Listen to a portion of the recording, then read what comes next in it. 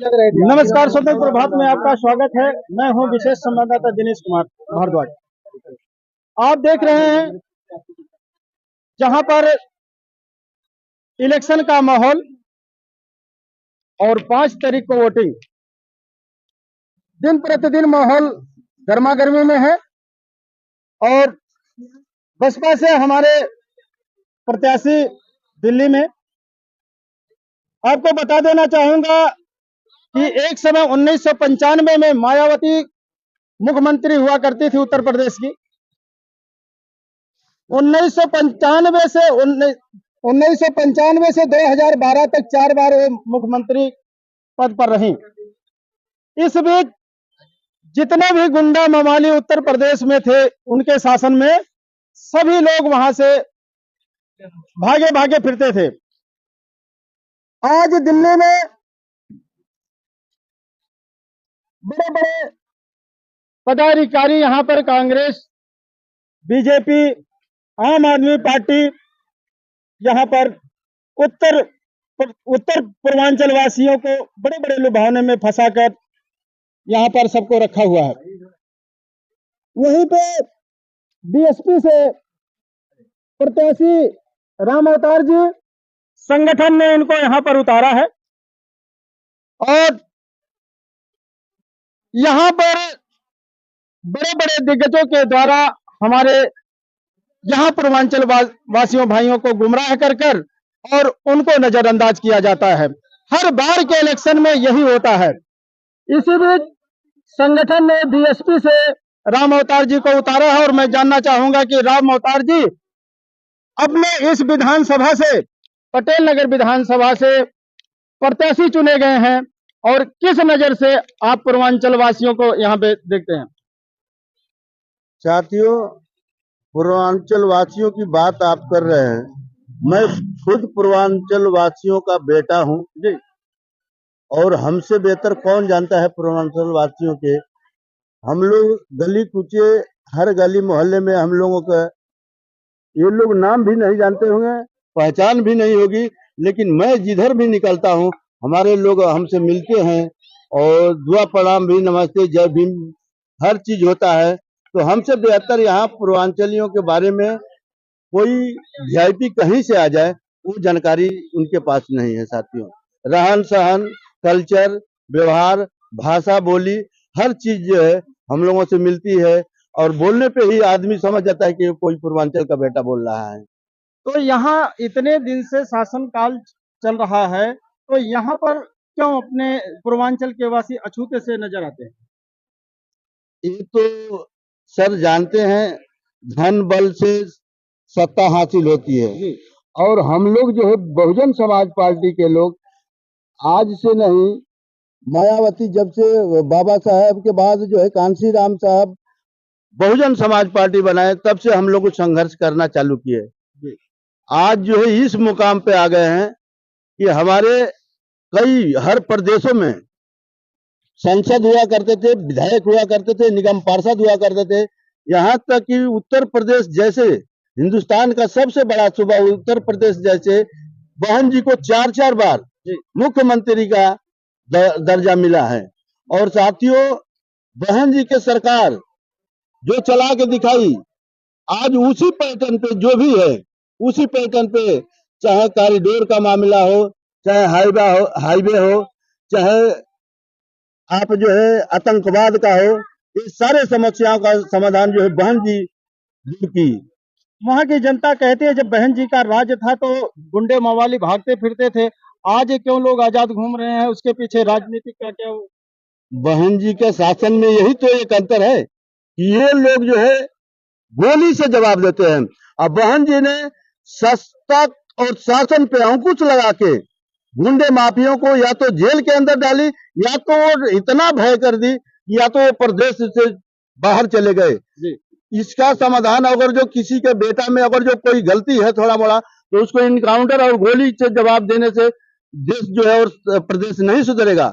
ऐसे भय व्याप्त करो ताकि अफसर से लगाई गुंडे मवाली तक जो है हिलना चालू कर देते थे। साथियों, बहन जी का शासन में हनुमान चालीसा लोग गाते थे अधिकारी लोग, और टाइम से जो है डिप्टी भी जाना, हर लोगों को, गरीब लोगों को समस्याओं को सुलझाना। बहन जी के करवा जिस तरह से काम है, आज तक मैंने तो हिंदुस्तान की बात का, मैं विदेशों में भी नहीं सुना हूं कि जिस तरह से उन्होंने जमीन के टुकड़े मतलब कलेजे का टुकड़ा गरीबों को मुफ्त में पट्टा देने का काम किया। मकान जो है बनवा के, इस कांशी राम साहब योजना में मकान बनवा के उन्होंने जो दिया, ये जितनी वैकेंसियां आई, चाहे पुलिस प्रशासन की हो, चाहे हॉस्पिटल की हो, चाहे आपकी मास्टर की हो, टीचर की हो, दिमाग में कोई सोच भी नहीं सकता था। बहन जी ने एक झटके में सफाई कर्मियों की 1 लाख से ऊपर नियुक्ति और करके दिखाई। और जो भी नियुक्तियां हुई है, ना तो पेपर लीक हुआ है, ना कोई घपलाबाजी हुए, साफ सुथरा जो है पूरे लोगों को जो रोजगार मिला। साथियों, आपके चैनल के माध्यम से मैं बताना चाहता हूँ, बहन जी ने 8 जिले बनाई। एक जिला बनाने में 1 लाख रोजगार मिलता है। वहाँ कलेक्टरी बनती है, जज बनता है, एसडीएम, कोतवाल, इतना जो है लोगों के एक जिला बनाने में, अगर जो 1 लाख लोगों को सरकारी नौकरी मिलती है, तो 8 जिला बना के बहन जी ने तो ऐसे ही 8 लोगों की नियुक्ति कर दी। तो इसलिए आप लोगों से मैं निवेदन कर रहा हूं कि बहन जी के जिस तरह से बहन जी आश्वासन नहीं दी, मैं भी आज पटेल नगर में आप लोगों के सामने बीएसपी का प्रत्याशी हूं। मैं वादा नहीं करूंगा, मैं भरोसा भी नहीं दिलवाने की बात करूंगा। एक बार 5 साल कोई बड़ी बात नहीं है, 4 साल में मान लीजिए, अगर जो मैं समस्या का समाधान नहीं किया तो 5 साल साथियों कोई दिन दूर नहीं होगा, दोबारा मेरे को जूते मारने का काम करना कहना कि आप लोगों नहीं, आप लोगों को जिस तरह से दूसरे पार्टी के लोग, दूसरे नेता ने कहे कि पूर्वांचल को एक बार जिता के आप लोग देख लिए, पूर्वांचल से बेटा क्या निकला, तो हमारे से ज्यादा आप लोगों की स्तुति होगी। तो साथियों, आपका ना शान और ना मान कभी घटने नहीं दूंगा। जो समस्या है ये दूर करके दिखाऊंगा, उन लोगों के मुंह पे तमाचा लगेगा। देख लो, मैं आज तक तुम्हारा दरी और झाड़ू झंडा जोया हूँ, आज मेरे पूर्वांचल का बेटा मेरे को यहाँ उन्नति करके दिखाया है। साथियों, उत्तर प्रदेश में जब बसपा की सरकार थी तो विपक्ष कहता था कि बहन मायावती जी हाथी बनवाने में बिजी हैं, जनता का विकास नहीं हो रहा। साथियों, ये तो मैं कहता हूँ, आज भी देख लीजिए, कोई भी दल हो, अपना प्रतीक चिन्ह कोई हाथी तो पूरे विश्व में किसी भी मंदिर, गुरुद्वारा, कहीं भी माने उस तरह से आएंगे। अभी राम मंदिर बना है, वहां कितने हाथियों का निर्माण हुआ है, इसके बारे में कोई चर्चा कर रहा है? बहन जी ने हाथी बनाया, एक स्मारक बनाया, उसका रेन्यू भी आ रहा है, उसका टिकट लग रहा है। जो भी सरकार है उससे आज उसको फायदा तो मिल रहा है। उस साथियों, ये कोई इसमें मैं ज्यादा ना बोलते हुए, हाथी जो है सभी लोग बनाते, हर मंदिर पे है, तो मैं साथियों इसमें ज्यादा ना पटेल नगर विधानसभा के क्षेत्रवासी राम अवतार भारती को वोट क्यों दें, किस लिए दें? साथियों, सबको देखा बार बार, एक बार देखो मुझे इस बहुजन समाज पार्टी के बेटा पे एक बार विश्वास करके, मैं जनता से अपील कर रहा हूँ, विश्वास करके देख लीजिए। मैं अभी बोला 5 साल कोई बड़ी बात नहीं है, आप लोगों के बीच में ही रहूंगा, ना कि मैं जाके पटेल नगर में कोठी खरीदूंगा। मैं गरीब किसान का बेटा हूँ, अगर जो आप ही लोगों के बीच में रहूंगा, अगर कोई काम है, मैं तो सुबह शाम गलियों में चलता हूँ। आप हमारा जब भी मैंने कपड़ा पकड़ के बाजू पकड़ के कोई भी समस्या का आप जो है निदान करा सकते हैं। मैं खुद करने के लिए पहले तो मैं सक्षम रहूंगा कि मुझे कीचड़ से डर नहीं है, क्योंकि हम लोग किसान के बेटे हैं।